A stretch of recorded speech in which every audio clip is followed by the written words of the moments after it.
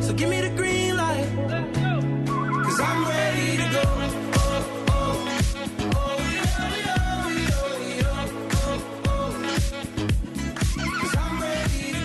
Gary and Shannon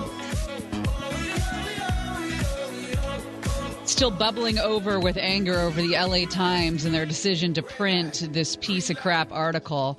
I'm just going to like to say something before we start down this road. Okay. We hear about the high-profile murders. We hear about the officers who are killed in the line of duty, like Keith Boyer, like Gil Vega, Leslie Zarebny.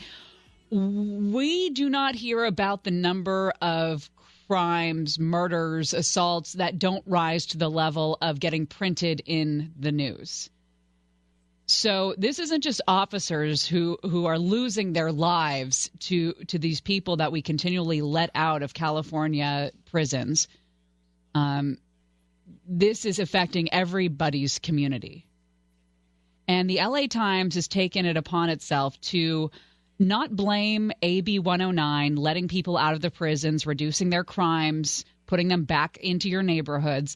They've decided not to blame that because that is their little child. That is their little baby, AB 109. We've got to protect against anything that could happen in November.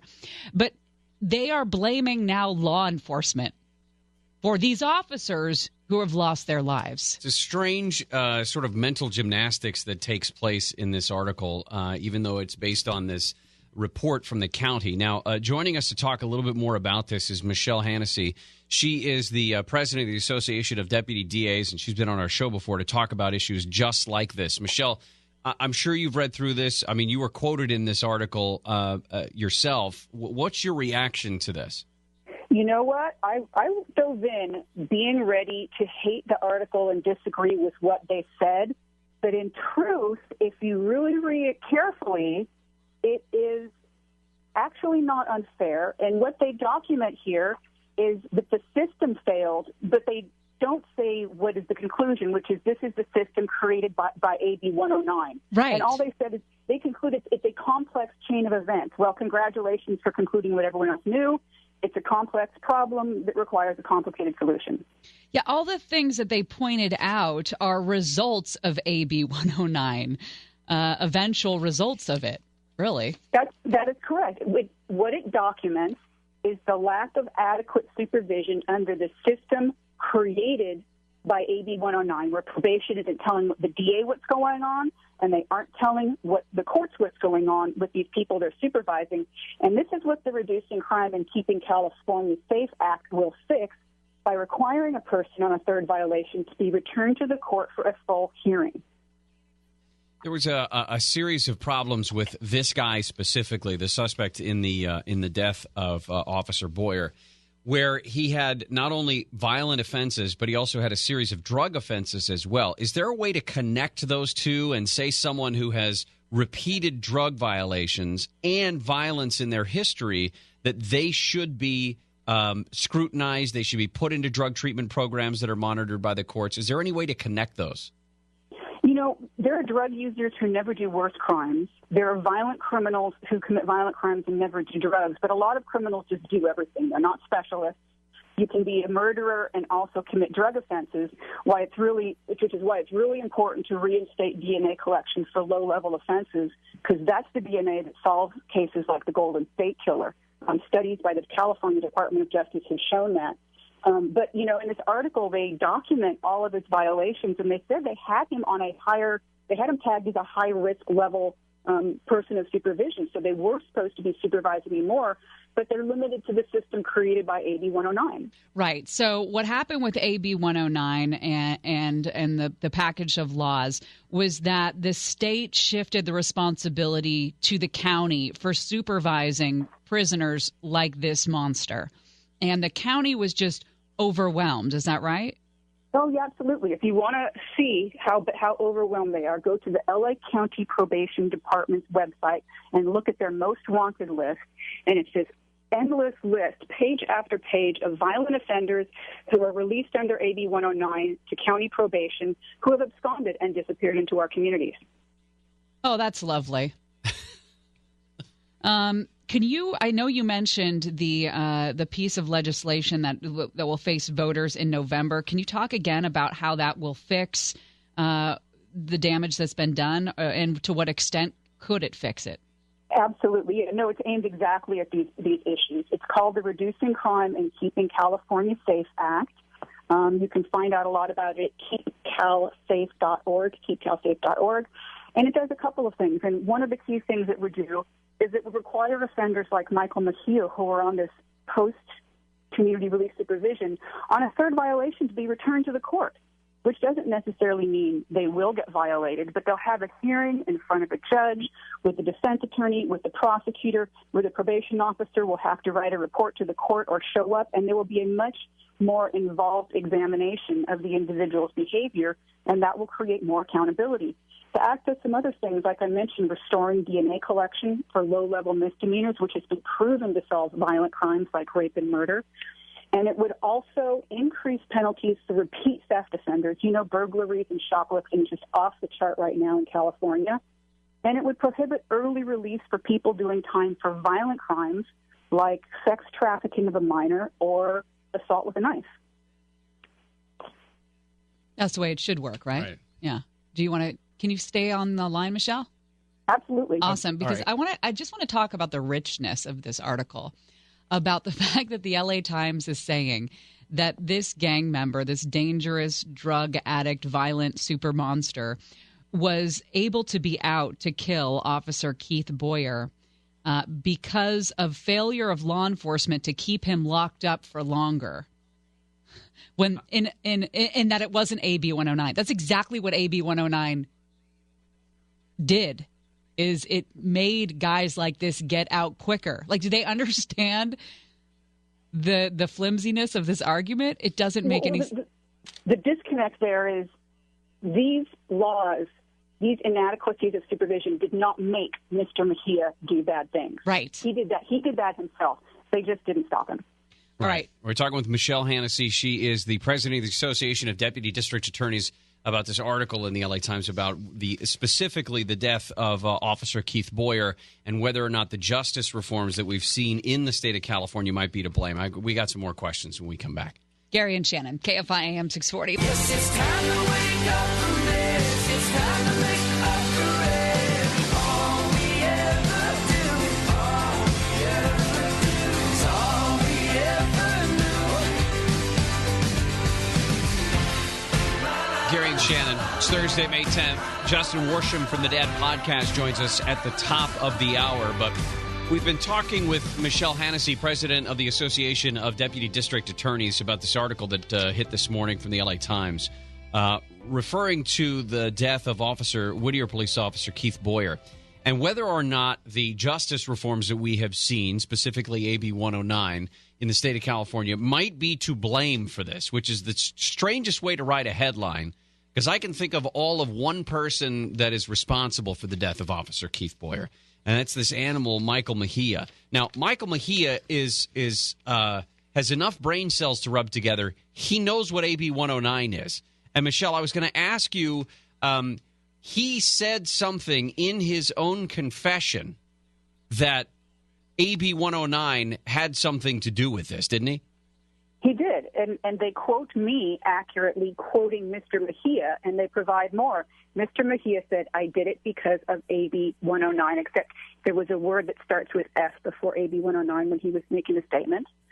And he said they should have left us on parole. They should spend money on kids with cancer, kids that need it instead of us." That's exactly what he said. I didn't understand that. Does that mean that he feels that he should not have been going back and forth to jail off and on? I would not characterize Mr. Mejia as an articulate or organized speaker. Okay. So one would have to review his entire statement and draw conclusions. But going back to the article in the headline, again, like I said, I wanted to say what's wrong here. And the headline says, "Are California's justice reform to blame?" ? There is nowhere in this article where it concludes that Mejia's crime was not a result of the policies implemented with AB 109. And they very specifically cite this panel study that says county agencies failed to document all of his rule breaking, didn't share important information with one another, and gave him an excessive number of chances while he continued breaking the rules of his supervision. That's what the article says, and that is why it would be better to refer him back to court. Well, and go ahead. One of the members of the panel that worked on this for the county that looked into all of this was the police chief in Arcadia, Bob Guthrie.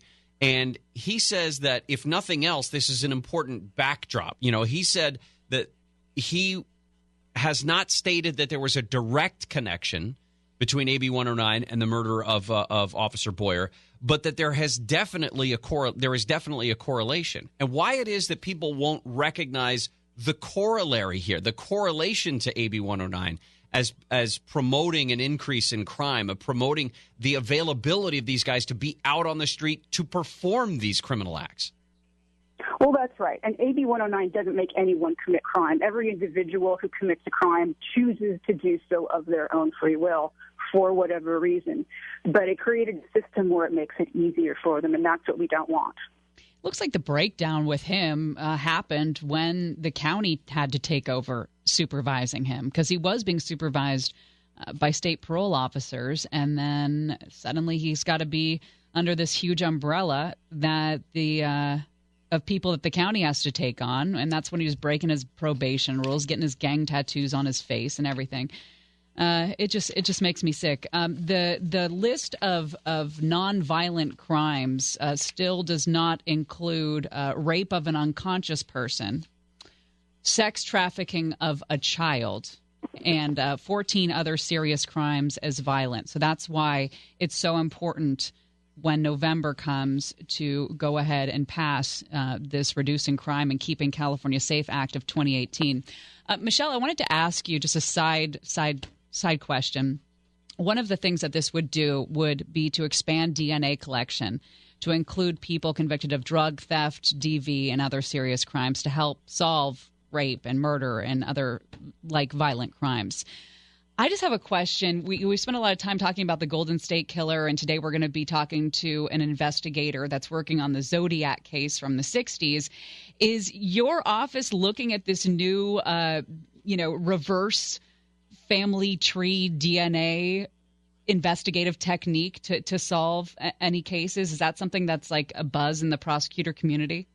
Everyone in law enforcement is buzzing about it. The Sacramento DA, Anne Marie Schubert, who did this, has always been a DNA innovator in this state. She's brilliant and really knows her stuff, and everyone's very excited about this. But we have to be very cautious. We don't need any cowboys rushing in and doing things that might compromise people's privacy rights. So when you're in law enforcement, you always have to be very, very cognizant of all the aspects and impacts of a potential new investigatory device like this. So everyone's excited, but everyone's also prepared to proceed very cautiously. Yeah. All right. Michelle, we appreciate your time today.